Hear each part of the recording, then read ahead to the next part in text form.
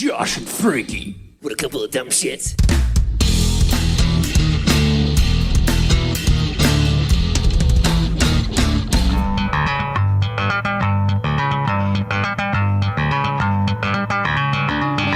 Hello, Primates! You found Primus Tracks. Congratulations. It's not just any episode of Primus Tracks. It is an emergency episode.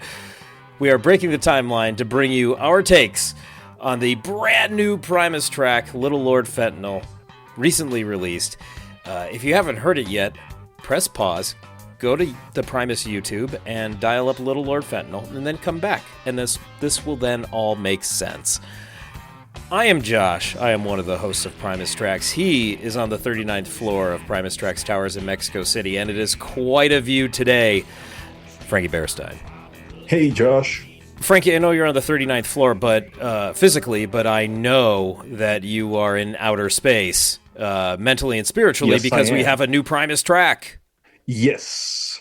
And this is the only way in which we will ever break the timeline is when Primus puts out new music. This, of course, is the result of the Interstellar Drum Derby.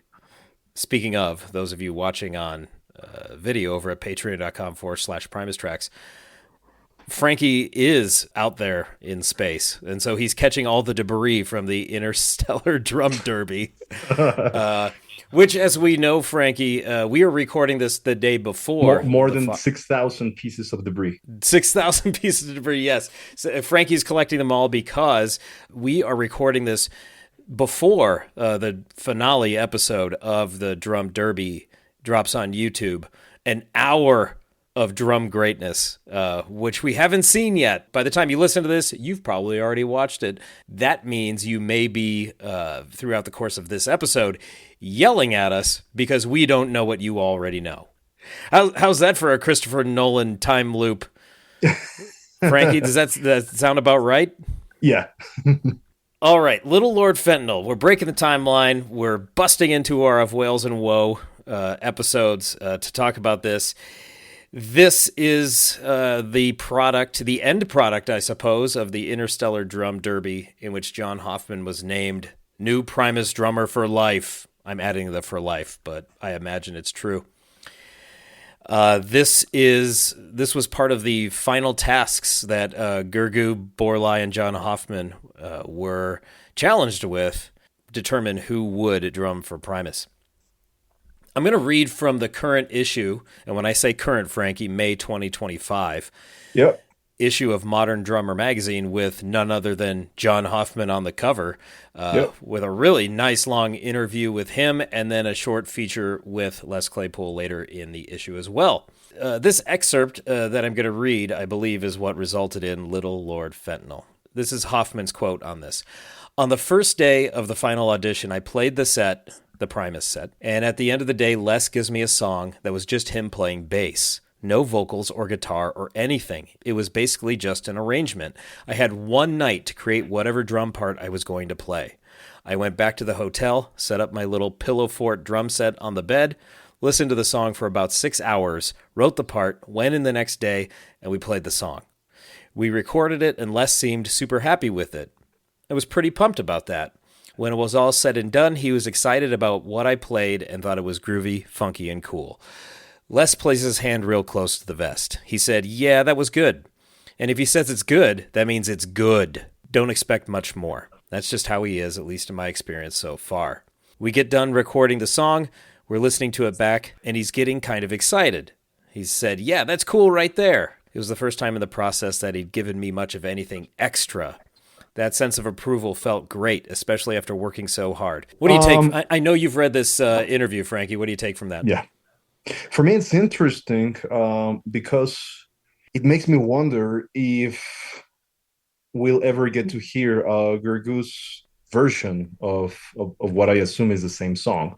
Yeah. So I'm guessing they presented Little Lord Fentanyl to both drummers, and in the end, Hoff's version was the winning one, which I guess was one of the catalysts for him landing the job.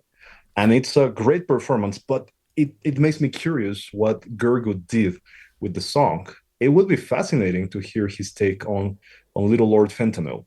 And speaking about Gergu's take, by the time our listeners explore this episode, we will have all collectively witnessed the epic 1 hour finale of the drum derby. From what I gazed in the trailer is going to be very interesting because we're going to get some really deep insight into how the final decision was made, right? And it seems like it was not just about the drum technique or the skills. It seems like it was also about how they felt hanging out with each of those guys. You can see that they went out to grab a bite, right? Yeah, at a couple of places. A good friend of the podcast, Anthony Garcia, texted me and said, I know every single restaurant they were hanging at, every single Okay, diner. thanks, Anthony. And then he And sent me a detailed list of where they're located and what they serve. it's cool that they had a list of songs to play at the rehearsal Yeah. space, but I'm really looking forward to see how they each tackled the song. Easy money right here, Frankie. How about a 7-inch vinyl? One side with A Hoffman's split. take of Oh fentanyl yeah, and Gergo's on the backside. marketing genius. Any particular color for the skid marks? Because it's Little Lord Fentanyl, I think it should be. I think they should be shaped in the Little Lord Fauntleroy haircut. All right. That's what the skid mark should look like. The people right now, Frankie, have been yelling at us, saying, "Yeah, we heard part of Gergoo's take on Little Lord Fentanyl from the finale video. You guys haven't watched it yet, dummies." But Yeah. I really would love to hear that take all the way through as well. I think it'd be rewarding to do that, but also it would just give us a little bit more insight, even. What about the music? So I wanted to highlight that first of all, we need to put the track in context. Yep. So this is something that was created for Sesanta V 2.0, and it has been performed at the Sesanta shows so far. Now, what I do want to say is that personally, I find this track to be far superior to Pablo's Hippos. If I had And pearls, I'd be clutching them right now. I'll tell you. I mean, I have a couple of reasons. The first one is that Pablo's Hippos is kind of an oddity. Is kind of an interesting little thing that you play once or twice, or in my case, I play it in the context of a full discography run. But the replay factor was kind of low for me with that song, whereas Little Lord Fentanyl immediately felt like a true Primus song. It had that Primus factor that made me feel like, yeah, this rests quite comfortably in the Primus discography. Hmm. Whereas the other song, Pablo's Hippos, was kind of an extension of the whole Santa thing in the sense that it feels like a Pucifer or a perfect circle song where Primus is kind of just in the background. Whereas in Little Lord Fentanyl, Primus takes the stage front and center, and Maynard is just a guest, and he is kept in his place. He is not yeah, he's not allowed to dominate the track, which for me was fantastic. This is truly a Primus track. So we get a really bouncy, complex bass line. I have already seen three different bass players tackle the song on Yeah. YouTube. It looks like a really interesting, really fun bass line to play for those that have the skill to do so. So we get an interesting bass line full of little twists and turns all over, and it really keeps you on the edge. Fantastic lyric guitar solo, and of course, one of the things that we were all looking forward to, a chance to hear Hoffman fully unleashed on drums. And Right. from my perspective, he delivered. I was not disappointed. He reminded me of Jay Lane in some parts, but at the same time, I think he's bringing something unique. One thing that I want to highlight that perhaps is not so evident in the track, but it's something that I have heard in some of the live recordings, is that Hoff has kind of a soft approach to the instrument, which is not bad in any way, but it does seem like he plays the drums kind of softly, right? I don't think he hits them as hard as one would expect a Primus drummer to do. That's okay, because Perhaps that he's was Hoffman. refreshing for Liz. Yeah, even some of the folks that have gone to the Santa show so far have said, Man, Hoffman sounds great, but he's got to pound those drums in these arenas because they're playing big venues. Now, of course, when Yeah. Primus headlines on their own, they're not playing 10,000 seaters. So he can probably triangulate and figure it out for a 2,000 capacity venue. Yeah. Of course, we haven't heard much live footage of any quality because of Maynard's recording policies, which is a-okay. We're not, Yeah. Now, if they went ahead and recorded more music in this vein, if Little Lord Fentanyl is a sign of things to yeah, come, I think there could be a really interesting Primus record in the horizon because yes, it's a really exciting track and it does feel like the beginning of something. And I'm going to ask you if it's just me, maybe I've gone crazy, but if you could sample the song at around the 2 minute with 40-second mark, is it just me or is there kind of a striking similarity to David McAllister? there's a lot of things in this tune for Primus fans such as ourselves that are vaguely reminiscent of other things. The verses sound, called to mind Fisticuffs and Georgie Porge, the bouncy bass line and the way the vocals were delivered. The vocal delivery in the verses also was very Brown to me. And Yeah. so there, of course, this is what we do. We make these connections. So Yeah, and I'm sure Les would be thrilled if someone at the VIP Q&A brought up these kinds of things like, hey, why is Little Lord Fentanyl so reminiscent of Georgie Porgy at the 2 minute mark? Or hey, why did you cheat when you performed DMV live yeah, at the New Year's Eve? Because you were not playing the riff during the verses. yeah. And they hold up their phone and press Yeah. play, and it's like, listen, there, right there. That Yeah. see, you ripped yourself off, man. Like, but it's that's these are observations that we're going to make regardless. But back to your main point, this is a very promising track to me in the sense that this is Yes. their first effort together, and it sounds like Primus, and that's It highly does. encouraging. It seems to me that the reception so far has been overwhelmingly positive, and that people are encouraged. The hardcore fans are encouraged. Whereas in '97, with the Brown album, I think the fans were more divided about the direction that the band was taking with Brain. And when Jay Lane came on, there was a lot of excitement, and I think there's even more excitement, seemingly, with John Hoffman. It's you mentioned a key era of Primus, Green Naugahyde with Jay Yeah, Lane. The excitement for this track, it's taking me back to Green Naugahyde when we were all so hyped yeah, for the new record and the new music and Jay Lane on drums because there was this air of excitement and freshness to the band that had been missing for a while. And I think it's back with Huff yeah. now. Yeah, and I think they'll take this summer to tour, get to know one another musically, and tighten up these tunes that they're going to be playing.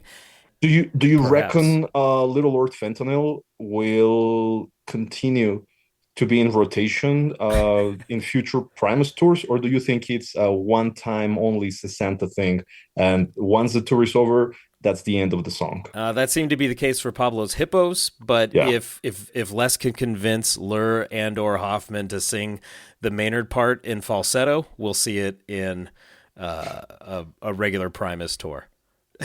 yeah. And yeah, it is. It's certainly promising. So I do wonder, will they'll take this time to gel together on these tours in summer 2025? Possibly go out on the road again, but who knows? Maybe they'll be inspired to put together an EP or an EPPP An or EPPP an would be LP. fantastic. Les said something really intriguing in his interview for Modern Drummer.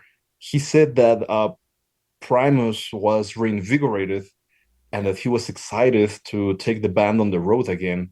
But he said, I wasn't gonna do Primus this summer. I had other plans. And I was like, Yeah.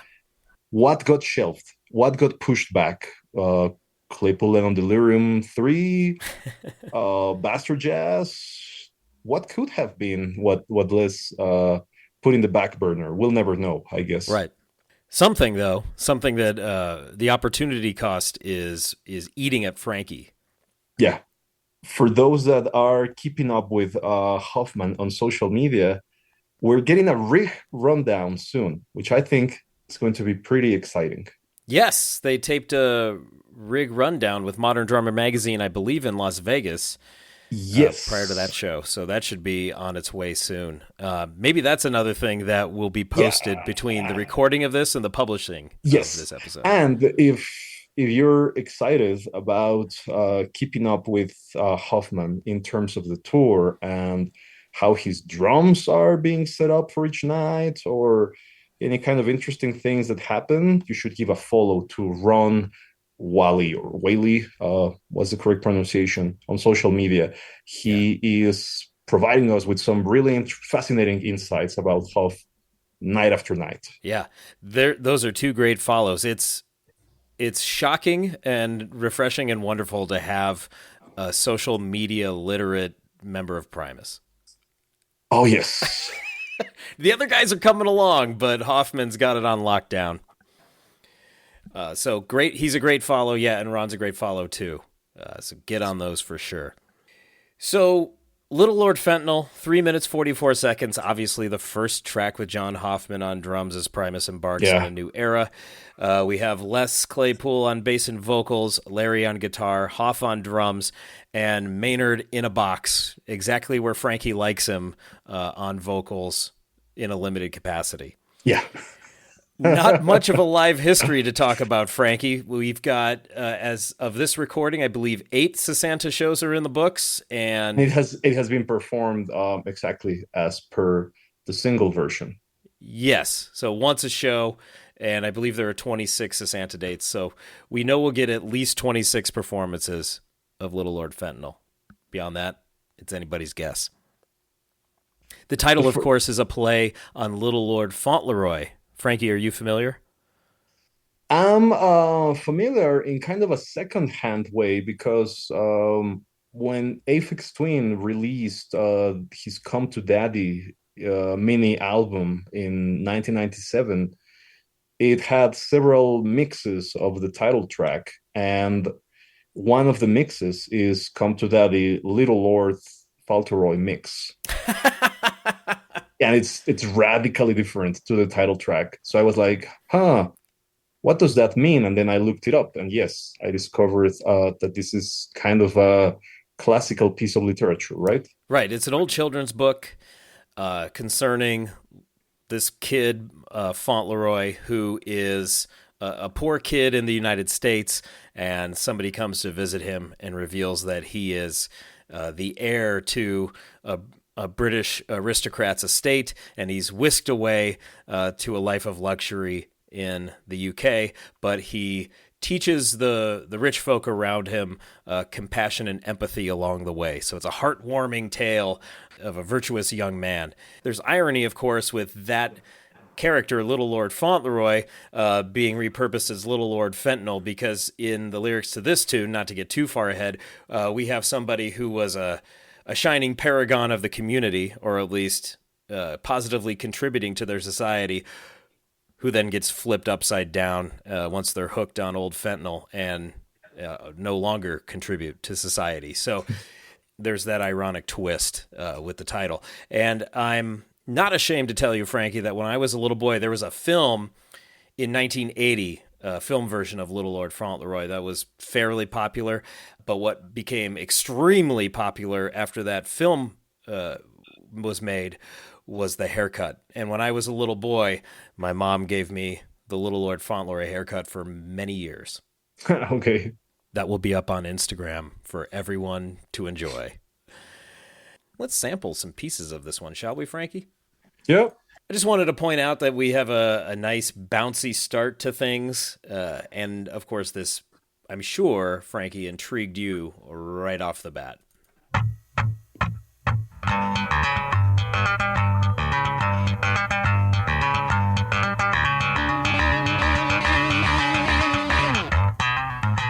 Really cool intro. And then we're straight into the main lick. And I swear, I'm going to rewind it a little bit, because I swear after the first iteration of this, he Les screws something up. I could be wrong, but it's the first run through is kind of dirty, but then after that, it cleans up.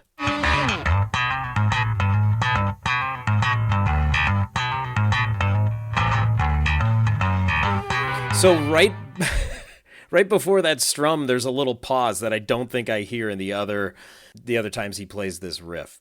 I could be wrong, but then Larry comes in. I just wanted to play a little more so we can get the vibe.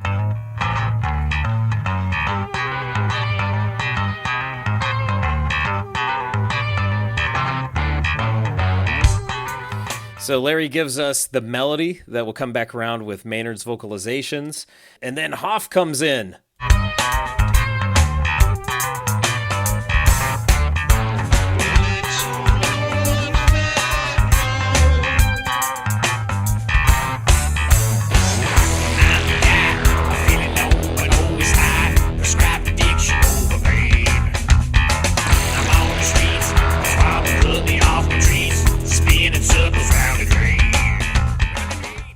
So, listening to Hoffman, of course, that hi-hat work is certainly wonderful. It's a very tight groove.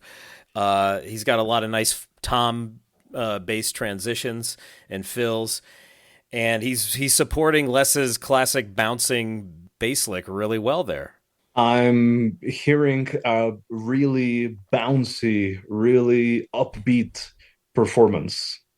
Yeah, it's really interesting because Hoff could have gone like 4 to the floor on that, and it really would have moved. But he's sticking to a different kind of groove, and so it's not pushing forward as it could if he was just doom got. You know, he's doing something different there. And there are so many nuances to Les's playing. Yes, that is a fun lick, and I saw our pal Keo Gonzalez post his interpretation of it on Instagram, and it looks like a lot of fun. And of course, Les hits that darn synth pedal too that we heard on Conspiranoia. I like it. It comes back. No, I think it's fun that it's there again, that he's using it again. And so once again, that's just another layer of things. There's a lot more than meets the eye here. So we largely get that groove throughout. So we get little glimpses of what's to come, and then they start building and combining these parts together. Maynard's vocal, Larry playing the melody, Les's bass part, Hoffman, I think, wisely adding a little more, and a little more through each iteration of it. And then when it's Larry's turn, Les goes lower register, and Hoffman knows to pick it up here.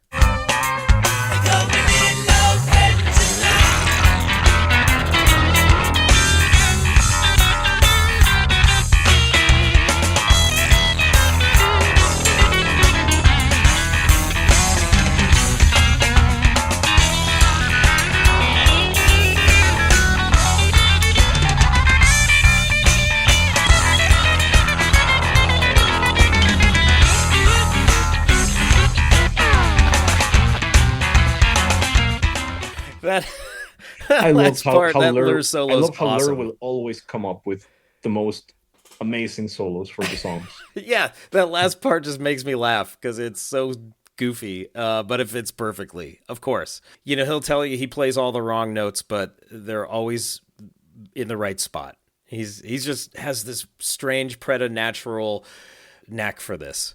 It's so great. But I'm listening to Hoffman again, right? I'm listening to him really closely, and so he's playing. He's up in the intensity a bit. He's playing this cool groove, and he's moving over to the ride cymbal and then back to the hi-hat. He's moving around that kit real nicely. He's not overdoing it. A term you use a lot, Frankie, is he serves the track. He's certainly doing that here without giving up his individualism. Like, you hear Hoffman. Like, I can tell this is him, having watched so many of his videos now on YouTube. Like, this is John Hoffman playing drums. This is not John Hoffman trying to play a Primus song.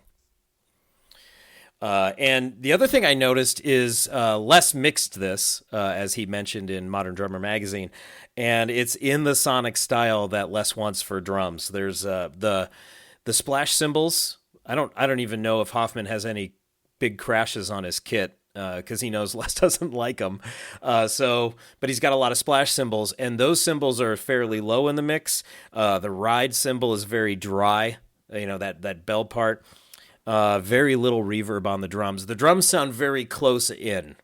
They certainly don't sound like he's playing them in a giant warehouse or an arena. It Do does you? sound like he's in a small room.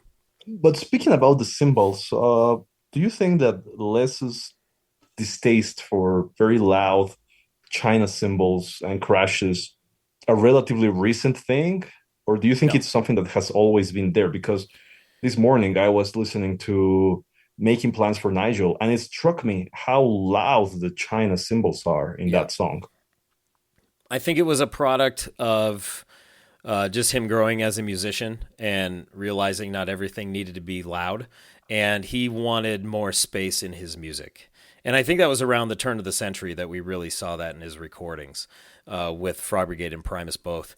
The other thing that big crashes do and the China cymbals do is they wash out the frequencies that other instruments are in, guitars and so on. So dialing it back opens up more space.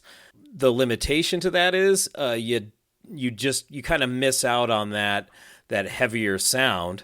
Now I'm going to ask something from the perspective of someone that is obviously not versed in Yeah. terms of drums, but does that come down to the player and the way that they hit the cymbal, or is it the cymbal itself? Like, It's both for sure. Yeah. okay, so some cymbals are quieter than others. Yes, and they even have different pitches and frequencies to them, so you can get, for lack of a better term, tuned cymbals so that they will hit a particular frequency when you hit them.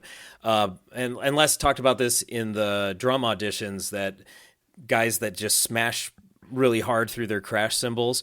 To paraphrase what he says, I think they're not using them for their intended purpose, and they're just making noise where noise does not need to be. It's the player, but also the cymbals themselves. Herb said this on a podcast a few years ago, not ours, that Les asked him to set up his big crash cymbals so that they would fade faster, so they wouldn't linger in the mix or in the sonic sphere that they're making.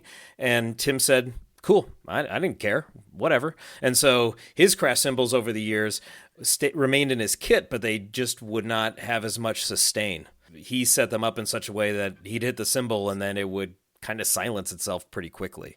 Yeah. And here I think Hoffman is mostly sticking with the splashes, but they're certainly low in the mix. That has been pretty common for Primus and Les recordings in the last 20 years. I even noticed it at New Year's Eve, that Brain's hitting those cymbals pretty hard, but we weren't hearing them. Yep. So not hearing, well, we were hearing them, but they were not as pronounced. They were not as you would overbearing. expect. Yeah, Yes. exactly. Now that you isolated the guitar solo and we discussed the bass riff and we talked about Huff, something that strikes me about this song is that all three performances are fantastic. They complement each other and they serve each other really well. I couldn't think of a better introduction for a new drummer to the Primus world. What a fantastic song. Will I be playing Little Lord Fentanyl in the future? Definitely. I hope so. And it just fits so seamlessly after. I mean, if you go through chronological order and you're playing the releases, it fits so well in the discography after Conspiranoid. I think it does slot right in with what we've gotten in the past few years from them with Conspiranoid and so on. Yes. I would say it slots right in with the Desaturating 7 material too. So it is this latter-day Primus, that this is what we're going to get, and there are certainly nuances and wrinkles that can be further mined and discovered, and I think Hoffman's going to help them do perfectly that. fine. Yes. Absolutely. I wanted to play a couple other parts here because the last minute of this tune is where they take things in a different direction. I had no expectation coming into this track, listening to it for the first time, but after this Lur solo that we just sampled, I thought, all right, usually we get a little bit of a break and then right back to the chorus or maybe even another verse, but we get this instead.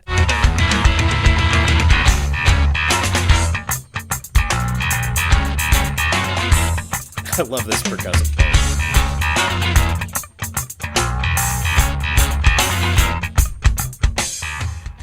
That's such a great break there. And it gave Hoffman a little bit of space, but he didn't go overboard with it. He And stayed. it's the part that kind of reminded me of McAllister.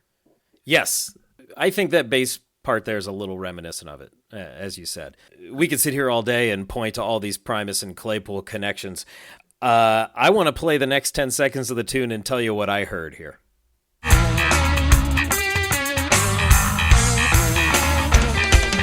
Listen to Lyric.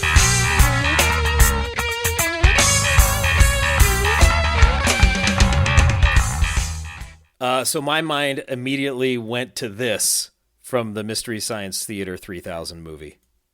That's enough. Normal view. Normal view. Normal view. Normal view. Normal view. You asked me to focus on Lur, and I got some more on TV vibes from those 10 seconds. Yeah, I'll buy that for sure. Really cool stuff there. So the normal view part might be my favorite, and then we get some classic skanking and more of a freeform part here.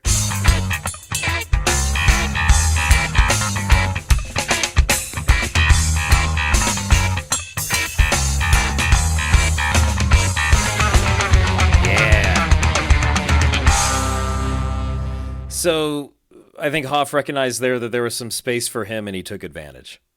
Yes. Made perfect sense there. Sneaky, cheeky. Cheeky drum playing. Yeah. Cheeky drumming. And then from there, we come back around to the chorus and a few repetitions of that, and it builds to an ending, and we're out. So it's another one of those tunes. It's brief, but it's compelling, and it holds my interest the entire time. And it's not just the A part for the duration. There's some creativity on display here.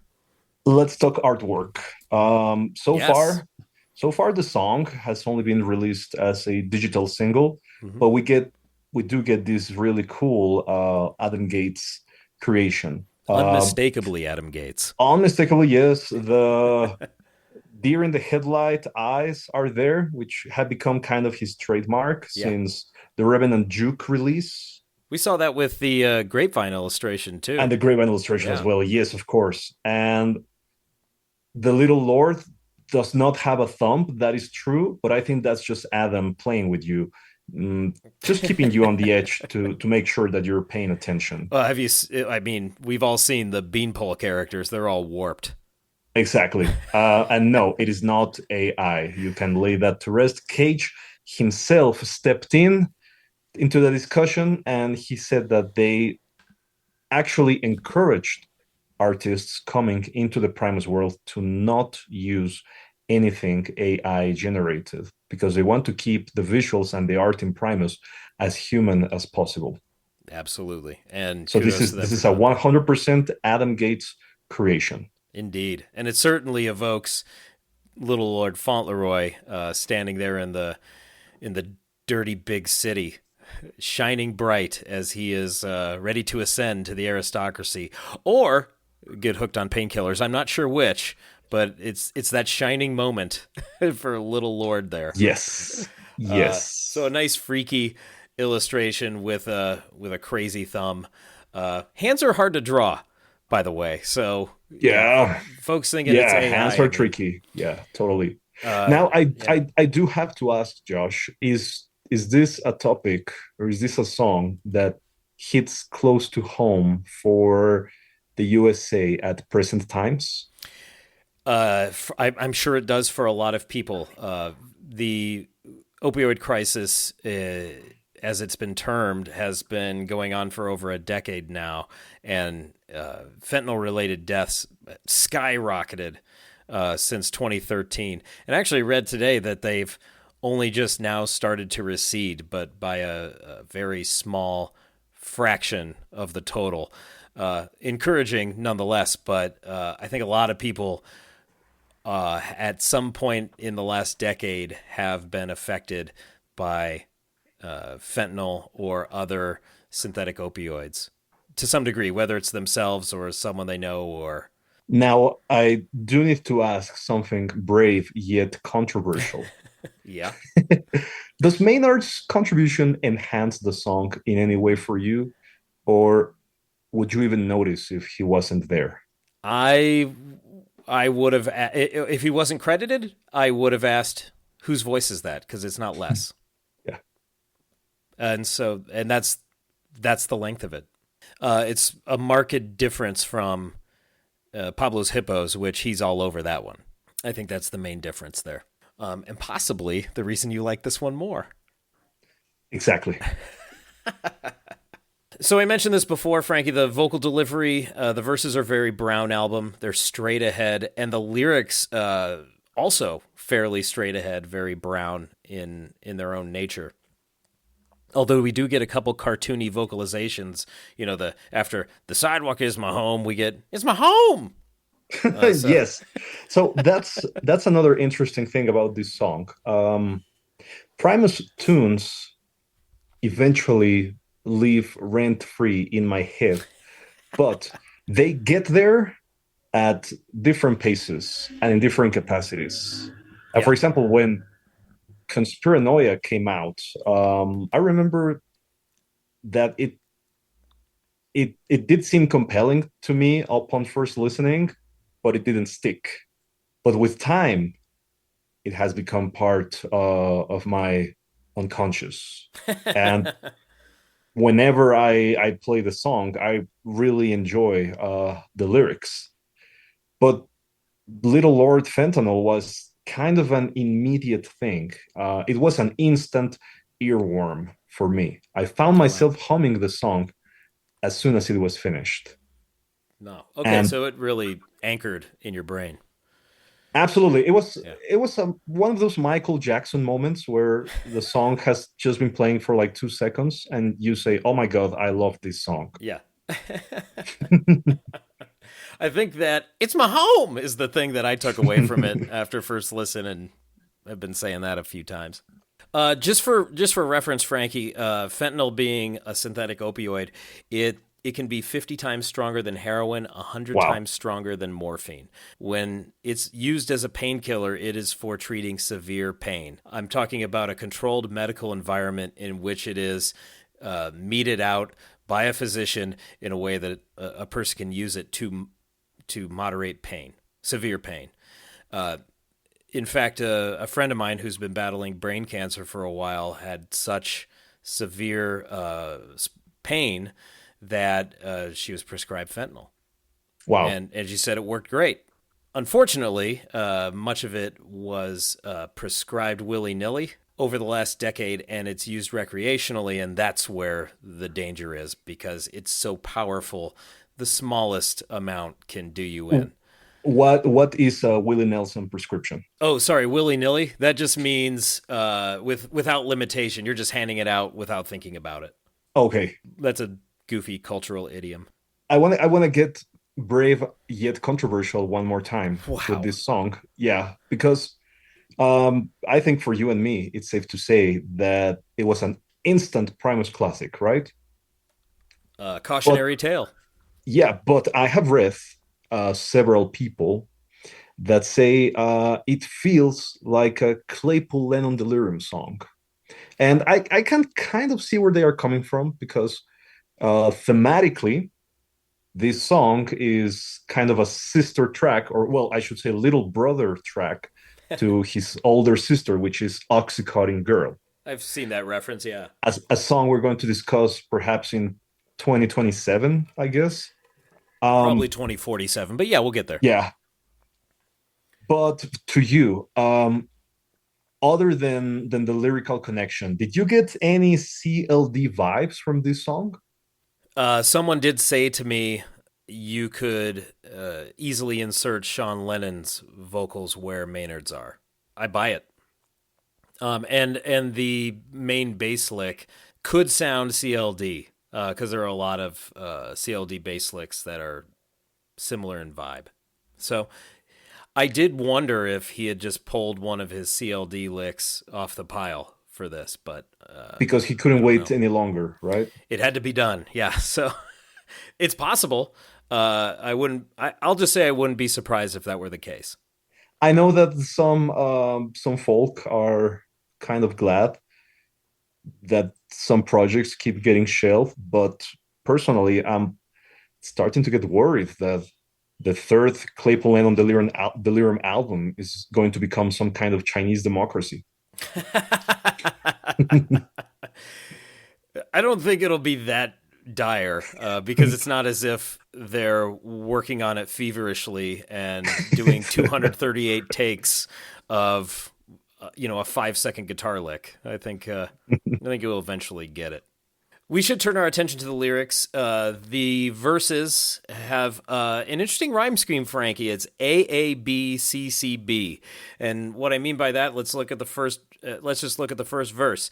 I'm the guy, feeling low but always high. So there's your AA, and then prescribed addiction over pain. The pain is your B. I'm on the streets because father cut me off the treats. CC, spinning circles around the drain. So pain drain. So AABCCB, that's a really fun one and not a very common Claypool rhyme scheme. Once again, these are pretty straightforward Brown lyrics. And I keep saying they're Brown lyrics because the Brown album lyrics just kind of told these straight-ahead stories. The characters weren't as outlandish as they were on Punch Bowl and in Pork Soda and that sort of thing. The narrator is a person who was of some kind of stature. I used to be a model of society until I broke my collarbone. A bump for free. So there's some slang there. They got a little hit of fentanyl for free, drove away sobriety. Now the sidewalk is my home. I was a regular contributor to society. I got injured, took some painkillers, in this case fentanyl, got hooked on it. Now I'm homeless on the sidewalk. And then the same thing with father cut me off the treats. That's another slang for this substance. The other verse or part of the verse that I really like is I lay about lounging like a maze of trout, cheesy puffs in my eye. The wobble dance, gravity defies my pants, I duct taped in my thighs. The wobble dance is so evocative, Frankie. I don't know if you've seen somebody in the throes of fentanyl, but that's a great description of what's happening because they're essentially asleep on their feet and just barely staying upright. Wow. And they are wobbling, like they are teetering on the edge of just falling over. It is disconcerting to see. And so the wobble dance really resonated with me. Gravity defies my pants is pretty funny. I duct taped in my thighs. So his pants are coming loose, I guess. I don't know if somebody loses weight on Fent, but probably hard to keep your pants up when you are barely awake or not at all conscious. That one really got me with the imagery there. But once again, the sidewalk is my home is a really Brown album lyric to me. And that's about it. I mean, it's not as if it's a 3-word song, but we've got those 3 verses and then that chorus of Little Lord Fentanyl, and we're out. We've talked about the track for quite some time, Frankie.